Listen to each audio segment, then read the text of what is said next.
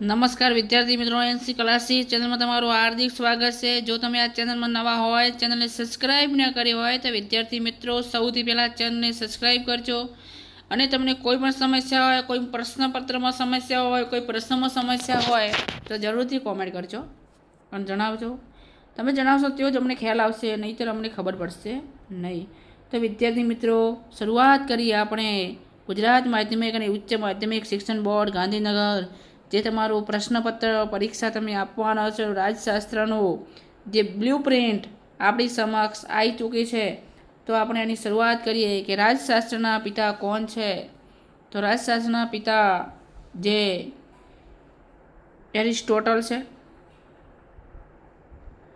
ભૂ રાજકારણ કોની સાથે જોડાયેલ છે?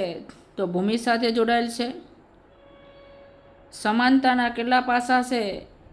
સમાનતાના પાસા 3 અને સ્વતંત્રતા પૂછે તો 2 આવશે। ગુજરાતમાં કયા વર્ષે સ્થાનિક સરકારમાં સ્ત્રી અનામત બેઠકોની 33%માંથી 50% કરવામાં આવી?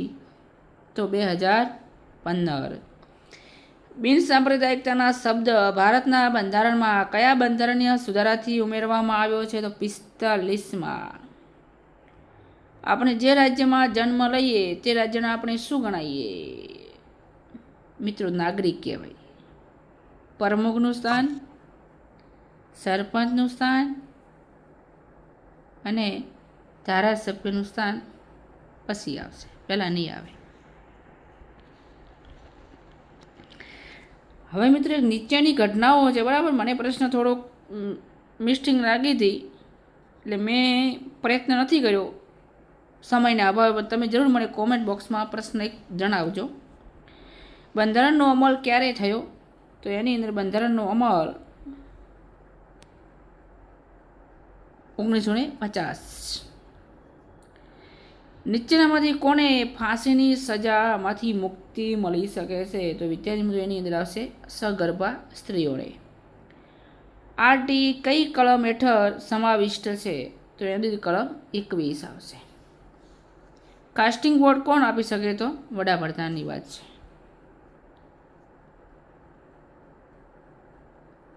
કયું ગૃહ કાયમી છે? તો એની અંદર આવશે રાજ્યસભા। જો કોઈ રાજકીય પક્ષમાં વ્યક્તિ એ રાજ્યસભાના બનવા માટે વ્યક્તિ 20 લોકસભાના સભ્ય બનવા માટે ચૂંટણીમાં બંનેની લાયકાતો કયો તફાવત છે? તો એમાં મિત્રો શિક્ષણની રાષ્ટ્રીયતા, ઉંમર કદાચ સમક્ષ હોઈ શકે, શિક્ષણ પણ સમક્ષ હોઈ શકે, કદાચ તફાવત ધર્મની બાબત આવે, બરાબર? કારણ કે આપણે જોઈએ શિક્ષણ તો સરખું હોઈ શકે અને ના પણ હોય। રાષ્ટ્રીયતા,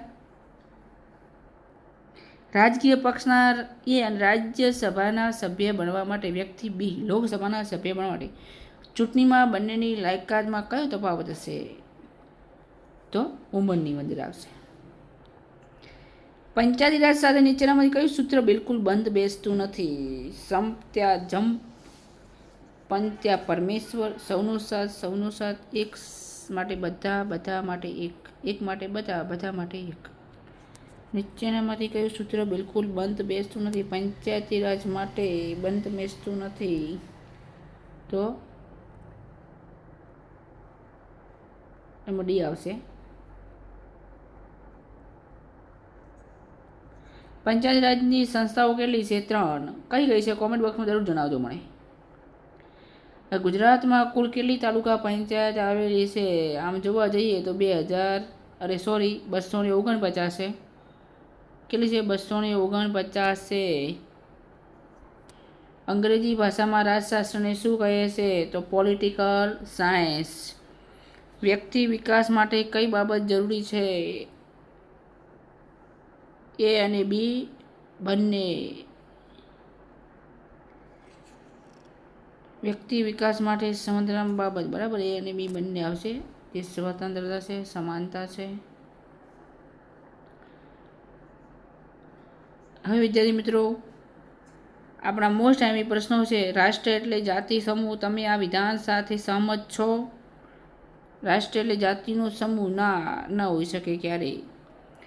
એવી કઈ ખાસ પરિસ્થિતિ કે જે ઊભી થતાં મૂળભૂત હકોને સ્થગિત કરવામાં આવી શકે છે? કોઈ એવી કટોકટી જાહેર થાય? ભારતના બંધારણનો આરંભ ક્યારે થયો? શરૂઆત ક્યારે થઈ હતી? પણ મિલકતનો હક એ માત્ર કાનૂની હક છે. વિધાન સાચું કે ખોટું એ તમારે જણાવવાનું છે. ધારાસભાની મુખ્ય કાર્ય શું છે? 3 આપણે સરકારના અંગો કેટલા? 3 અને એમાંથી જ એક ધારાસભા છે. બરાબર, હું જવાબ જણાવીશ નહીં. હવે વિદ્યાર્થી મિત્રો, વિભાગ C ની અંદર બધું મોસ્ટ આઈપી છે. જો તમે અમારી ચેનલની અંદર નવા હોય, ચેનલને સબસ્ક્રાઈબ ન કરી હોય તો સબસ્ક્રાઈબ કરવાનું ભૂલતા નહીં. અને મિત્રો, આવનારી પરીક્ષામાં તમને આ મોસ્ટ આઈપી પ્રશ્ન ઉપયોગી નીવડશે, તો આ પ્રશ્નોને સ્કીપ કર્યા સિવાય પૂરેપૂરા નિહાળજો. અને જો ચેનલમાં નવા હોય તો સબસ્ક્રાઈબ કરવાનું ભૂલતા નહીં. 53મો પ્રશ્ન આપણને આપશે, પણ દૃષ્ટિ વિદ્યાર્થીઓ માટે આપશે, આપણા માટે નહીં આપે. ફરી નેક્સ્ટ વિડીયોમાં મળીશું. જય હિન્દ, જય ભારત. હા, રાજશાસ્ત્રનું પેપર જે છે એમાં સોલ્યુશન સાથે મળીશું. જય હિન્દ, જય ભારત.